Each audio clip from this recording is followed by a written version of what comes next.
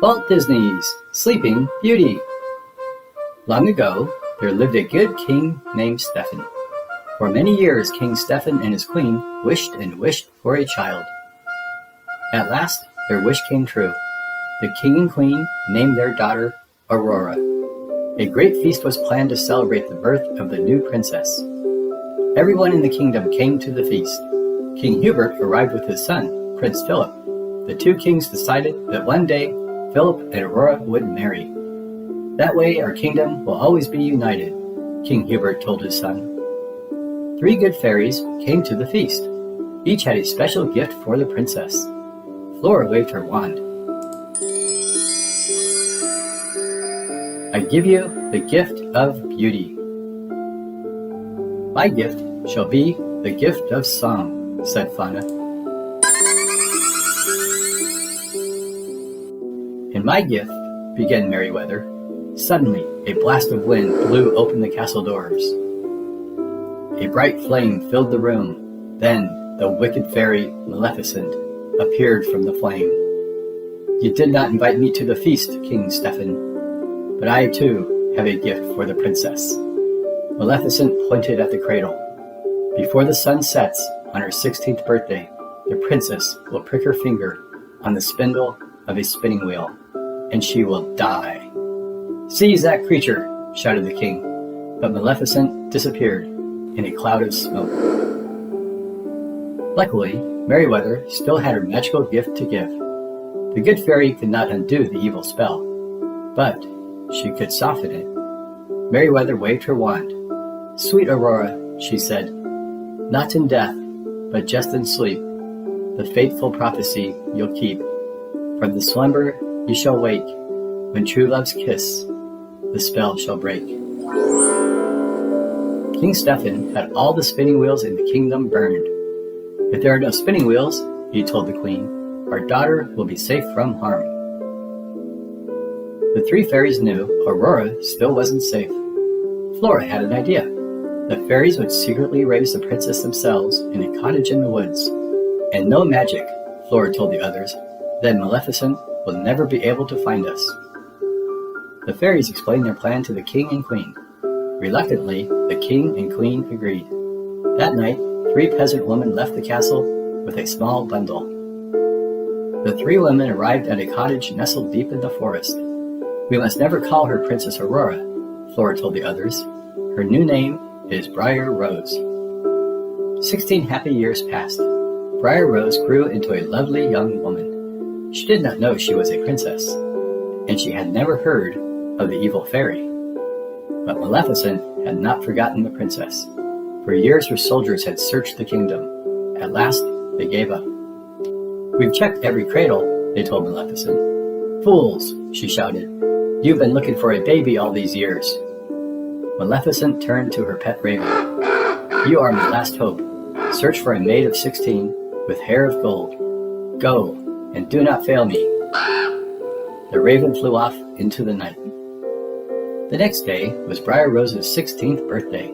The fairies wanted to surprise her with a party, so they sent her out of the cottage. We need berries, Fauna said.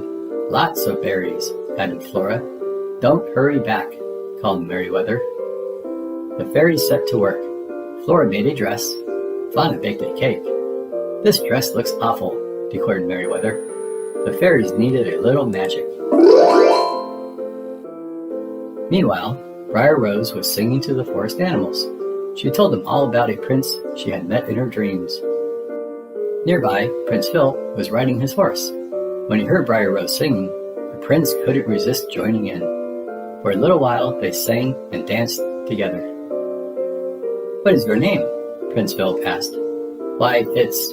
Just then, Briar Rose remembered that she was not allowed to talk to strangers. I have to go, she said quickly. When will I see you again? Asked the prince. He had already fallen in love with Briar Rose. Tonight, I live in the cottage in the glen, she called as she hurried away.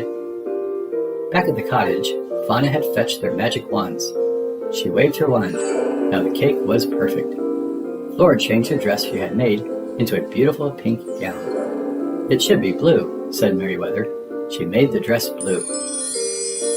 Pink, shouted Flora. The fairies kept changing the dress from pink to blue and blue to pink. Pink and blue magic dust flew everywhere. Maleficent's raven saw the magic dust flying out of the chimney. He had found the princess.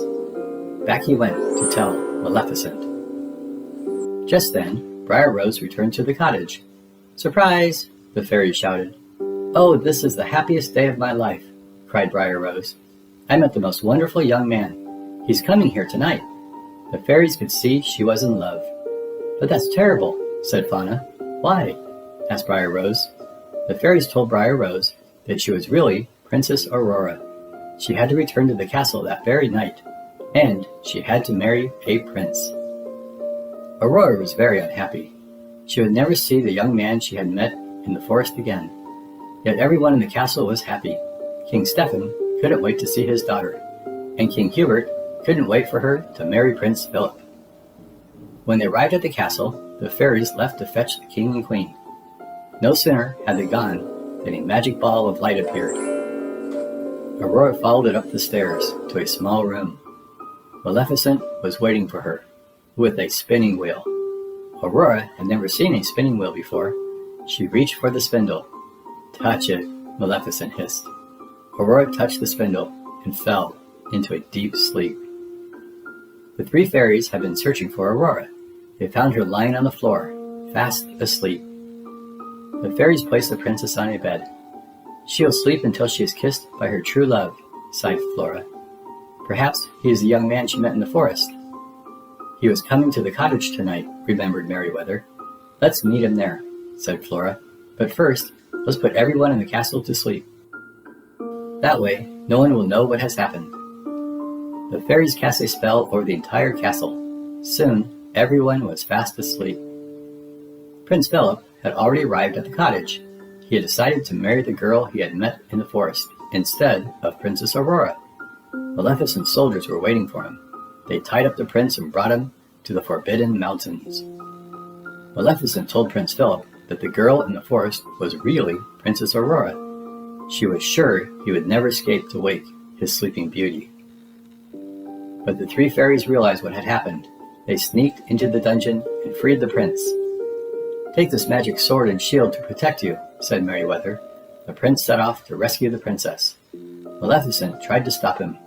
She raised an enormous hedge of thorns around King Stephen's castle. But Prince Philip hacked his way through the thorns. The evil fairy was furious. She transformed herself into a fire-breathing dragon and tried to destroy the prince. Luckily, the magic shield protected him. Finally, the prince saw his chance. He threw the sword at the dragon's heart. That was the end of the dragon, and the evil fairy too. The prince entered the palace yard. Everyone was sleeping. He raced up the stairs to the tower. He found Princess Aurora asleep on the bed. As soon as he kissed her, Aurora's eyes opened. The spell had been broken. Everyone else in the castle woke up too. The king and queen were very happy to see their daughter, and King Hubert was very happy to learn that the prince and princess were in love. The three fairies watched as the young couple danced across the floor. "I just love happy endings," sighed Fauna. Flora and Merryweather couldn't have agreed more. The end. Thanks for watching. Please subscribe. Don't miss our next Disney princess story, another Sleeping Beauty. Read along storybook. Have a great day. Bye.